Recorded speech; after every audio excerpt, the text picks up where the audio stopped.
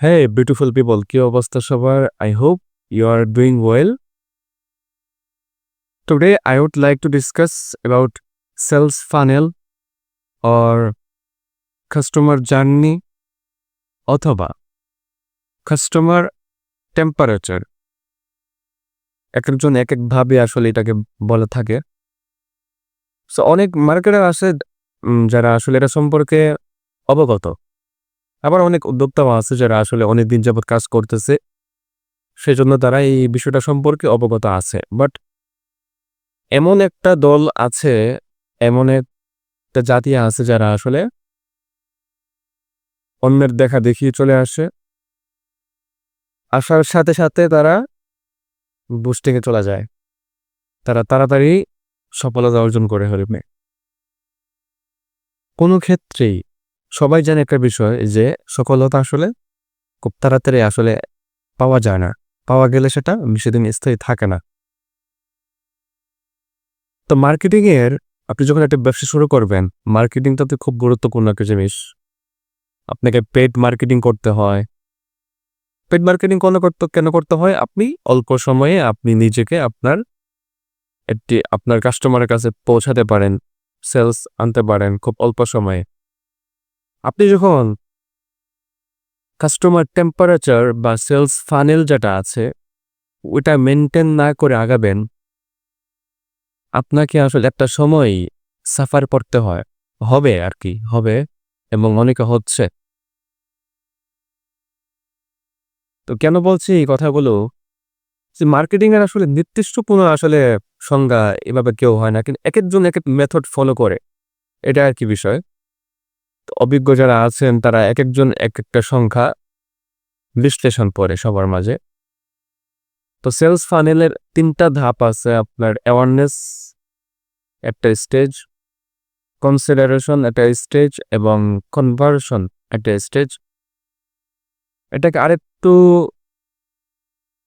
Simply ভাবে আমরা brief করতে পারি যে কোল্ড কাস্টমার, ওয়ার্ম কাস্টমার এবং হট কাস্টমার ৩ ধরনের কাস্টমার থাকে। কাস্টমার টেম্পারেচার বা customer journey, cold customer, warm customer এবং হট কাস্টমার। তো কোল্ড ধাপে হচ্ছে আপনি অ্যাওয়ারনেস। আমি আগেও বলেছি যে আপনি একটা ব্যবসাকে দাঁড় করাতে হলে ব্র্যান্ডিংটা আপনাকে করতে হবে। আপনার গোড়া মজবুত করতে হবে। আপনি আসছেন, আপনি যে মার্কেটিং এর জন্য একটা বাজেট আপনি ইনভেস্ট করতেছেন পেড মার্কেটিং এর মাধ্যমে, তো ব্র্যান্ডিং এর দিকে ফলো করতে হবে। আপনি প্রথম অবস্থায় ব্র্যান্ডিং না করে আপনি ফেক ফলোয়ার নিয়ে, ফেক লাইক নিয়ে আপনি সরাসরি সেলসে চলে গেলেন। সাময়িক আপনি রেজাল্ট পেতে পারেন। বাট ইটস নট আসলে স্থায়ী না। এটা আসলে স্থায়ী কোনো রেজাল্ট এনে দিবে না আপনাকে। একটা সময় আপনাকে অনেক বেশি সাফার করতে হবে এবং আপনাকে খরচ করতে হবে। এর জন্য আসলে এই ধাপগুলো অতিক্রম করে আসতে হয়।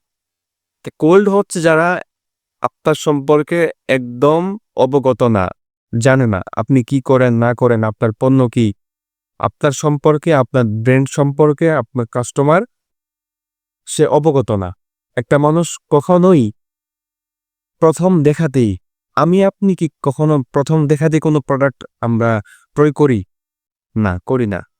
এমনকি কোনো অডিয়েন্স বা যারা ফেসবুক ইউজার আছে, কেউ কিন্তু কখনো এই মাইন্ড নিয়ে ফেসবুকে লগইন করে না, ফেসবুকে ওপেন করে না যে আমি আজকে এই প্রোডাক্টটা কিনবো। সবাই কিন্তু এন্টারটেইনমেন্টের জন্য কিন্তু আমরা ফেসবুক ইউজ করি। বিনোদনের জন্য আমরা ফেসবুকে আসি। কিন্তু আমাদের সিদ্ধান্তগুলো হয় সময়ের সাথে সাথে। আমরা কিন্তু কখনো এই চিন্তা নিয়ে ঢুকি না যে আমি আজকে এটা কিনবো। তো এজন্য আপনাকে জানাইতে হবে।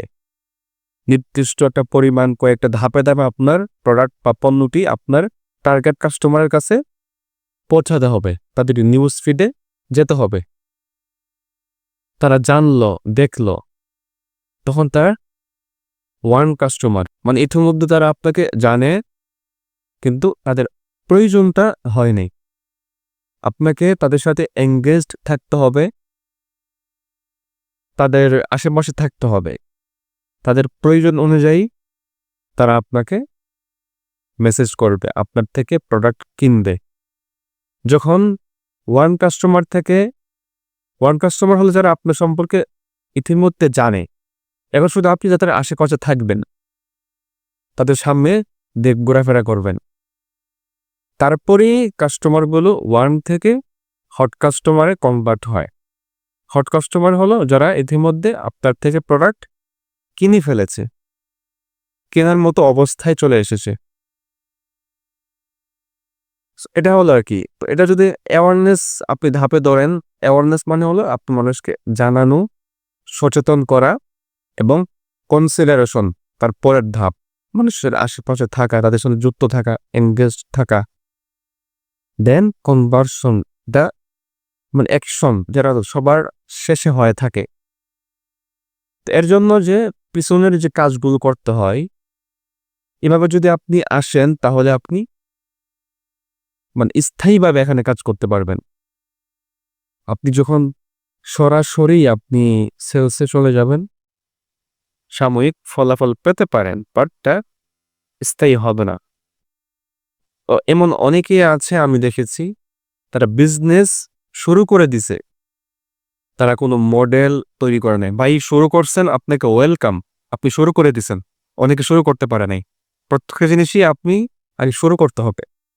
কিন্তু আপনি শুরু করে দিছেন মানে এই না যে আপনি কোনো প্ল্যান ছাড়া, কোনো স্ট্র্যাটেজি মেনটেন ছাড়া আপনি এখানে আপনার মন মতো কাজ করতে পারবেন।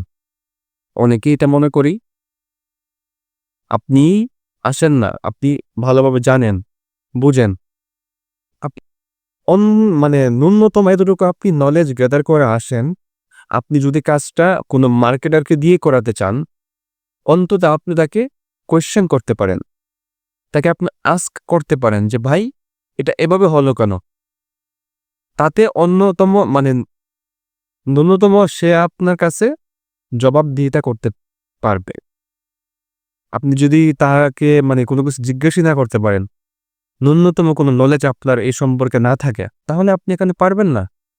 আপনাকে রিসার্চ করতে হবে, জানতে হবে এবং মোটামুটি হলেও আপনি এই সম্পর্কে নলেজ গ্যাদার করে আসতে হবে। তাহলে আপনি যাকে দিয়ে কাজ করাবেন, সে ভালোভাবে কাজ করতেছে কিনা আপনি সেটা ধরতে পারবেন, আপনি সেটা বুঝতে পারবেন। তারপরে আপনি দেখতে পারবেন যে আপনি ফলাফলগুলো পাচ্ছেন কিনা। সো এই হলো আর কি, সংক্ষেপে আপনাদের সামনে এটা ডিসকাস করার চেষ্টা করলাম, যেটা জার্নি।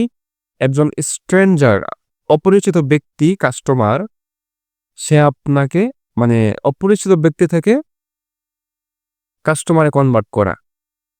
আমি আপনি কিন্তু সহজেই কারো কাস্টমারে কনভার্ট হই না, জেনে বুঝে যাচাই করে তারপরেই কাস্টমারে কনভার্ট হই, কোনো কিছু পারচেস করি। তো এর জন্য আপনাকে এটা মেনটেন করতে হবে। মেনটেন করলে হয়তো সাময়িক কিছু সময়ই যাবে এখানে, কিন্তু এটা স্থায়ী হবে এই জিনিসটা। সো এই জিনিসটা মাথায় রাখবেন। আশা করি তাহলে আপনারা পরবর্তীতে কোনো হ্যাসেলের মধ্যে পড়বেন না। সো ভিডিওটি ভালো লাগলে লাইক দিয়ে একটা কমেন্ট করে দিয়ে যাবেন। সবাই ভালো থাকবেন, সুস্থ থাকবেন। আসসালামু আলাইকুম।